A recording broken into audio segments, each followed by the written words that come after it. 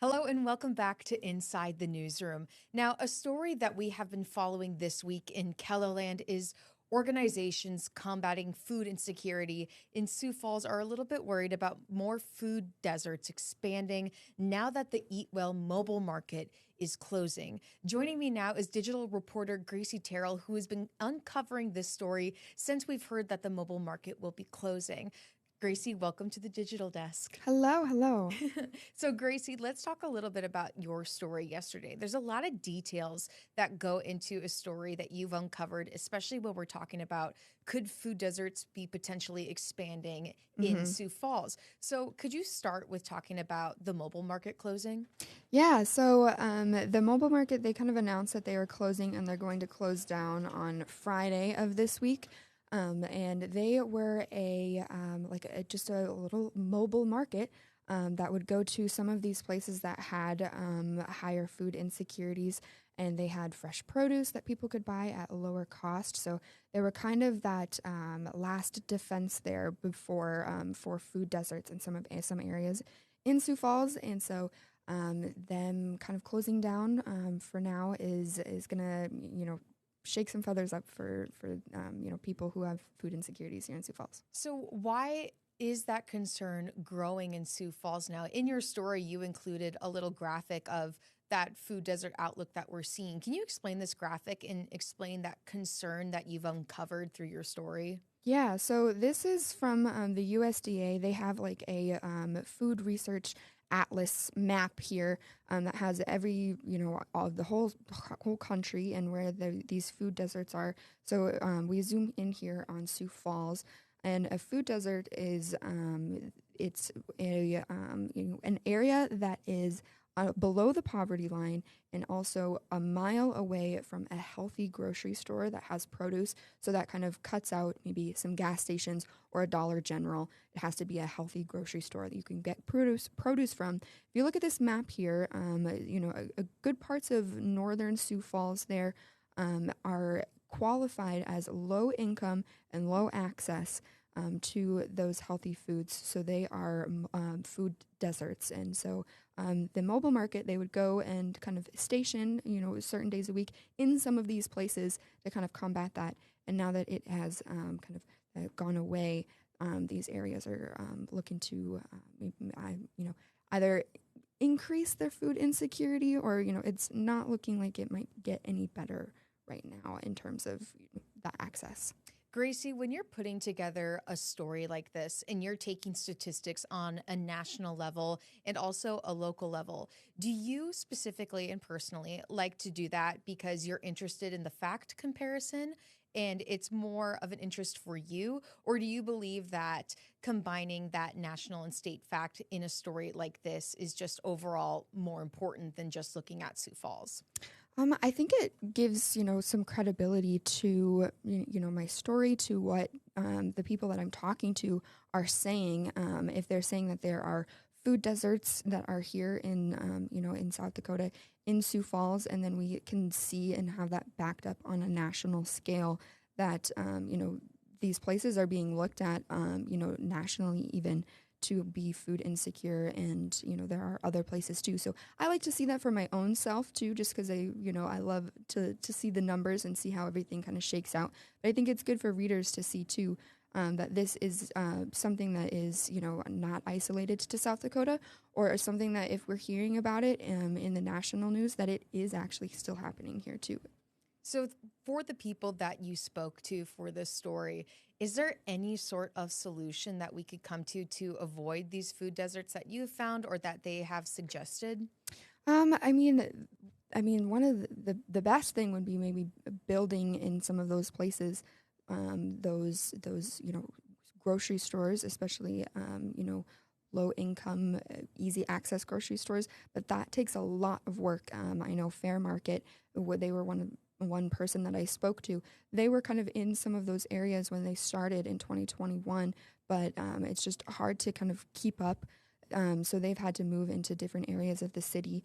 The Faith Temple food giveaway, they've been kind of working for the last 16 years, and they reach a lot of people, but they are in one stationary location. So, and transportation can be hard too. So they have actually partnered with DoorDash to be able to, if someone calls in, says they need some, shelf stable food, then they can partner with DoorDash to get that sent to them into those places if they aren't able to come physically to the food giveaway at no cost. A great partnership. And Gracie, with your story, what was a piece or a topic or a theme that you hope really resonates with viewers as they read your story?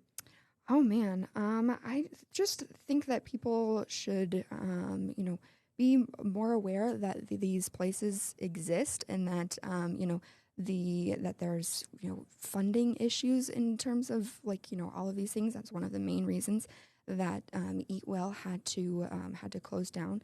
So I think just being aware that these issues are happening in our community, that there are places that are helping out, that they are looking for volunteers for funding.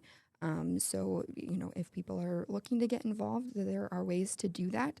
But yeah, just to kind of, let the community know kind of what is happening here in Sioux Falls in terms of food insecurity and kind of what these organizations are doing to try and, combat that or look to the future on how to, fix that.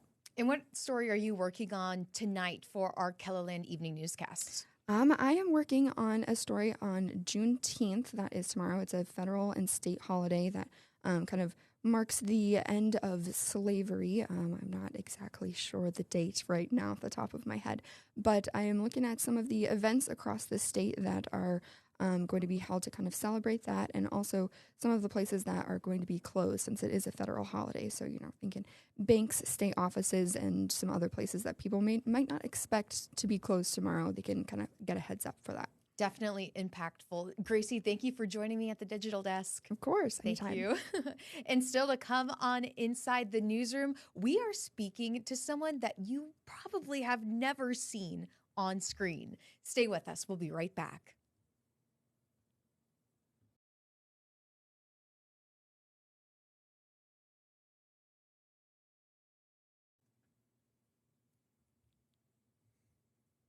Welcome back to Inside the Newsroom. Now, Inside the Newsroom is all about bringing different newsroom staff members to the digital desk to talk about their passions, their experiences, and all the work that goes into giving you the content that you see on Keloland Newscasts and Keloland.com. So joining me now, I believe for the very first time on camera, is one of our producers, Cullen, who does our 4 o'clock evening newscast. Cullen, welcome to In Front of the Screen. I know, it's first time for everything, I guess.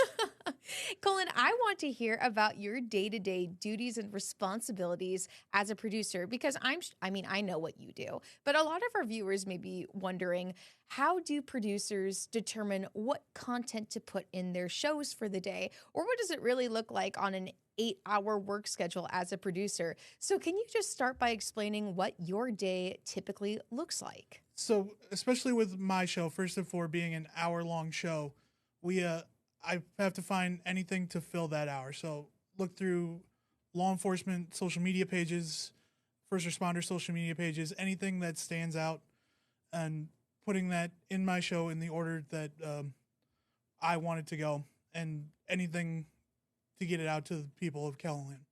So your show, First at 4, again, we're talking about an hour-long show. Your show combines both local news and national news. So how do you find a good balance between those different regions for news?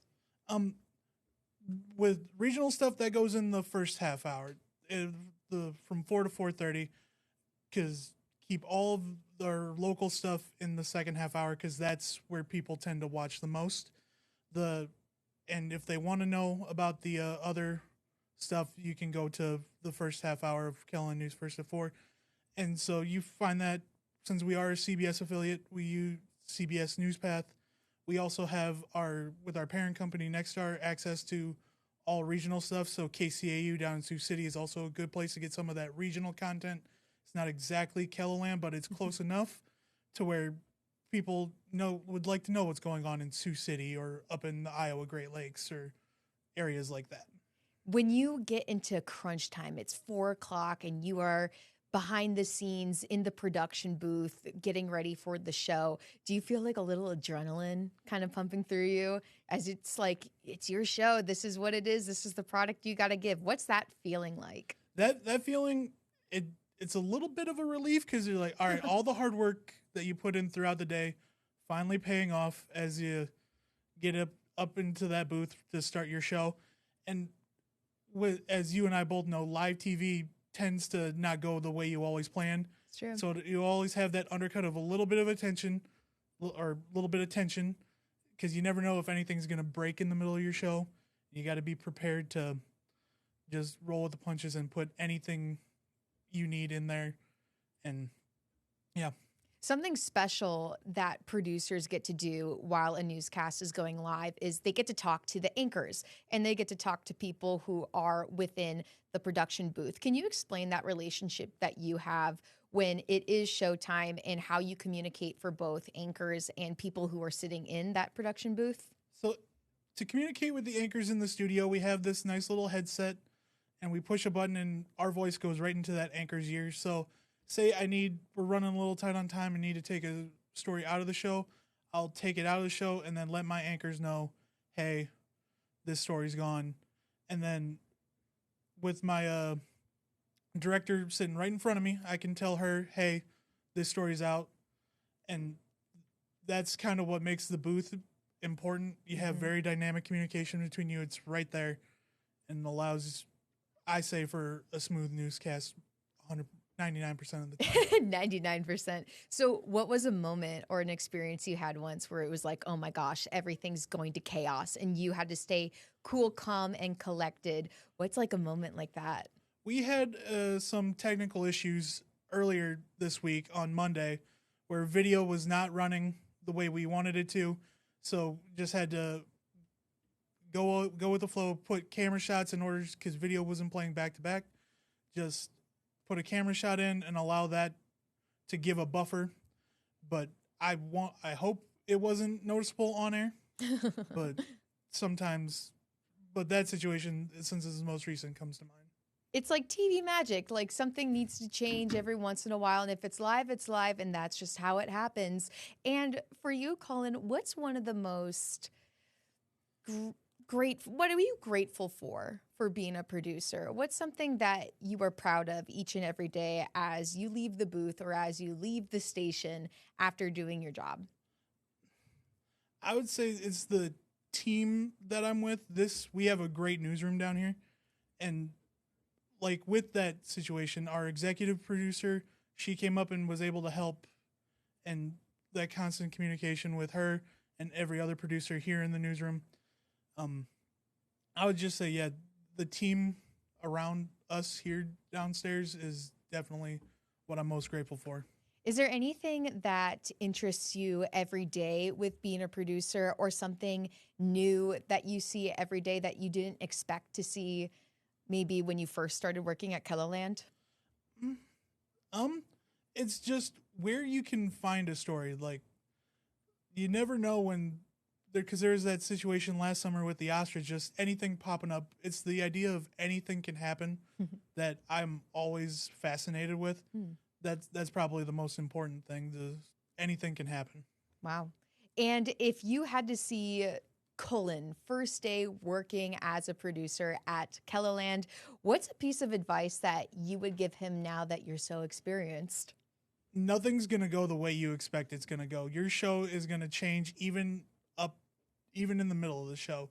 No matter how much time you allot yourself or how much leeway you give your meteorologist, everything's going to change. Whether it's weather or you have a breaking story that needs to get in. All Just right. be able to go with the flow on that type of thing. Cullen, anything else that you want to share that you think our viewers should know about being a producer? I feel like we've covered pretty much everything, but like I said, don't be afraid. We have a tip line. Call that if you see anything happening out in Keloland or anything you want us to know about. We do have a tip line. Awesome.